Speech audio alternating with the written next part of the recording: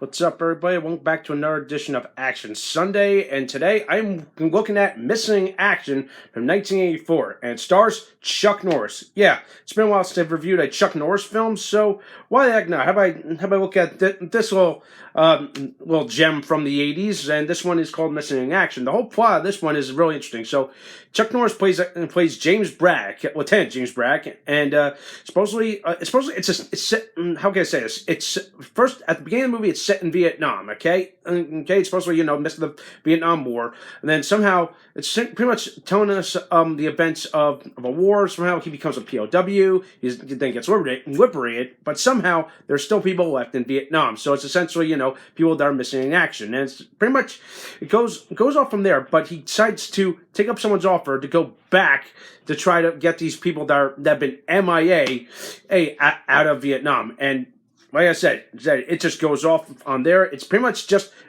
like a crazy vengeful mission, but mixed with a bit elements of espionage, as I say, because at one point in the movie, Chuck Norris's character, James Braddock, he's how do I say this? He sneaks out and tries to get to the bottom of things, and somehow he sneaks into the Vietnam general's HQ. I don't want to give much of the story away, so essentially he's trying to get information out of him. So I'm like, wow, this guy's tough, and man, coming from a guy with Chuck Norris who usually he's only got one mode, and it's like kill, what, and all that crazy stuff, and damn, this is really something. And yeah, I know people always pick on Chuck Norris's acting ability. It's like it's, like I said, just one mode, doesn't show most, but sometimes he does, but not in a good way. So, but hey, Chuck Norris is Chuck Norris. But yeah, what else can I say about the movie? The setting, I love the exotic setting of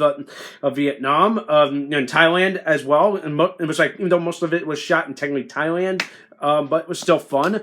Supporting cast, not much, but James Hong had a small role in this movie. Emmett Walsh, if that name rings any bells, he has a bit of a role in this movie as well. So yeah. Yeah, so some good, some bad. It's really hard to describe, but it's a fun movie. But I would say this is definitely not the best of Chuck Norris's work. Like it kind of shows. It shows okay, Chuck Norris. Like I said, and I probably mentioned this back in Lone Wolf McQuade. He's still trying to flex his acting muscles. So far he's just a guy.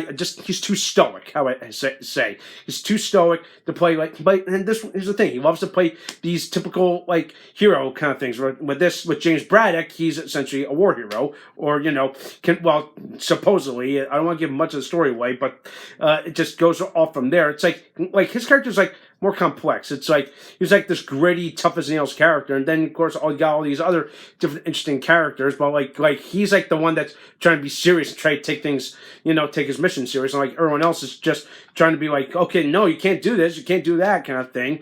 And it's I would say they're in a way it's kind of like a perfect foil for him, but you can still tell there's some kinks in some of these character developments. It's how I say this, some of them are one dimensional. His is pretty much I don't know.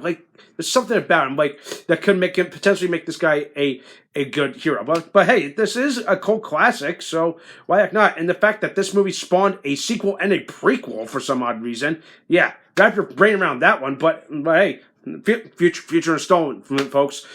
It's still a fun movie. It's story wise, it could have worked a little better. The final act, I think, is the best part. It's the last 30 some odd minutes. It's everything goes off. He's beating up bad guys, explosions, a lot of great carnage, and it's essentially his last hurrah. His heroic stand. Trying to face up against these corrupt superpowers and all that. It's great. And yeah, pretty much that. It's good, typical popcorn action flicks. You would definitely find. I found it on Stars, so hey, good for me. So definitely go watch it. You can probably also find the other two movies on Stars as well.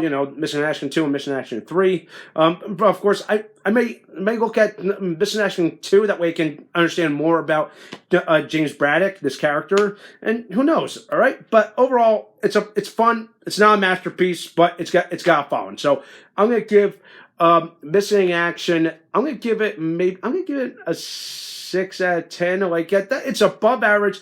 average for some of the story elements. The setting is good, but character development wise, could use a little work. But that's just me. I want to hear your opinions on that. All right. So that does for this week. Let me know what you think. Thumbs up this video, subscribe to my channel, and stay tuned for some more awesome, exciting videos.